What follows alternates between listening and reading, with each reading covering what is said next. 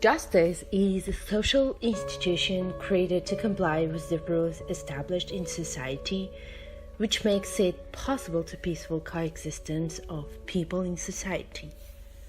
A society is a more or less self-sufficient association of persons who, in their relations to one another, recognize certain rules of conduct as binding and who, for the most part, act in accordance with them. For us, the primary subject of justice is the basic structure of society, or more exactly, the way in which the major social institutions distribute fundamental rights and duties and determine the division of advantages from social cooperation. To show that the law includes considerations of justice, more precisely, the legal system is a system of the application of justice to human conflicts. A court cannot simply apply justice without law, because the law, the full panoply of rules, statutes, and precedents, is part of the facts of the party's situation. No decision can be based on justice if relevant facts are unknown to the decision maker. Since law is part of the facts of any case, the law must be made known to the decision maker and must be taken into account by the decision maker in order to render full justice to the parties. We can refer to justice as the fair interest when any person conducts his or her duties in the right context. The basic elements of justice is a democracy, in which civil, political, social, and economic rights has been respected. Social justice means giving every person in every field of life proper opportunities for developing his personality and ending any social inequality. It's clear that justice is not only equality, but it's also fairness. It doesn't mean the literal application of laws, but by a fair judgment made out the respect for the spirit of laws, and not by their strict application. Justice as fairness indicates giving everyone what they deserve according to the principle of equal opportunities. When we speak about gender justice, we have to mention that women represent 50% of the world's population. Moreover, they represent 43% of the global workforce. Therefore, a better attention for women would be advantageous not only for them, but also for the entire economy of the state. Increasing the workforce and the average of instruction will lead to a better level production of the entire economic system and a better welfare for the society.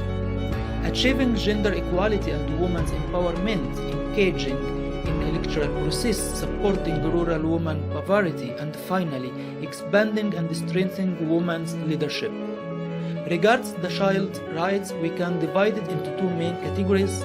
First, child survival and development by formulation of national policy on early childhood care and education with curriculum framework and standards, and revision of national policy of children. Second, protection and child rights.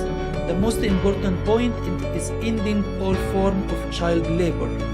Nationwide information, education, and communication campaign is another way to improve the nutrition status of child through midday meal health care.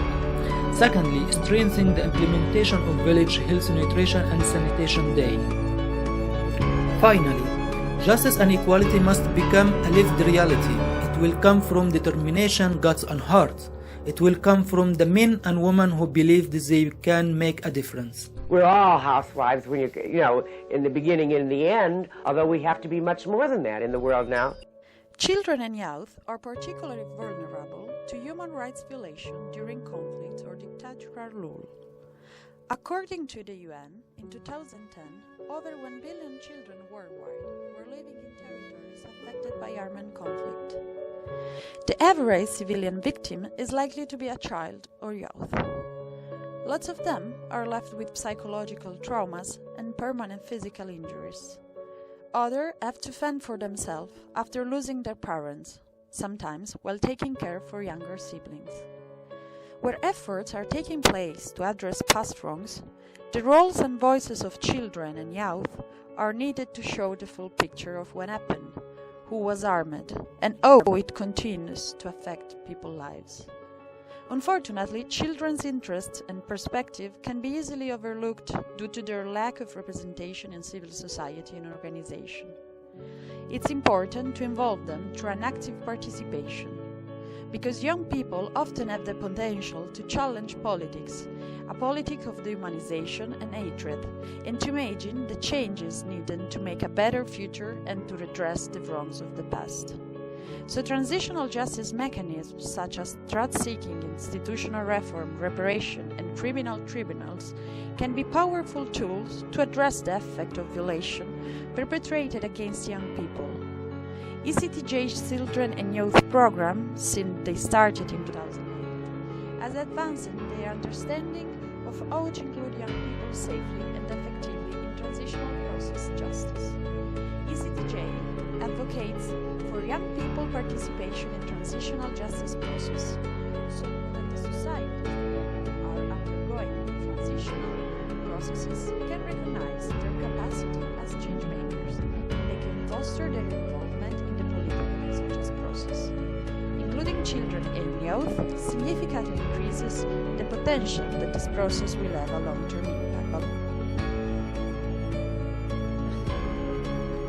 The Taliban shot me on the left side of my forehead. They shot my friends too. They thought that the bullet would silence us, but they failed.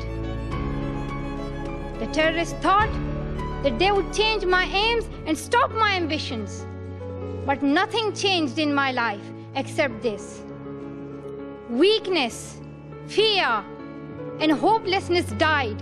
Strength, power, and courage was born. Gender equality is established by Sustainable Development Goals. Even though there has been progress over the last decades, according to the World Bank, the women are the poorest people in the world. The reasons are numerous. In some countries, women are basically prohibited from working, but even in the absence of specific legal ban, women are more likely to be excluded from the labor market. Or most development projects are targeted towards men, and if they are hired, they will receive lower wages than male colleagues. Because of these factors, in some countries, there aren't investments in the workforce and educations of females.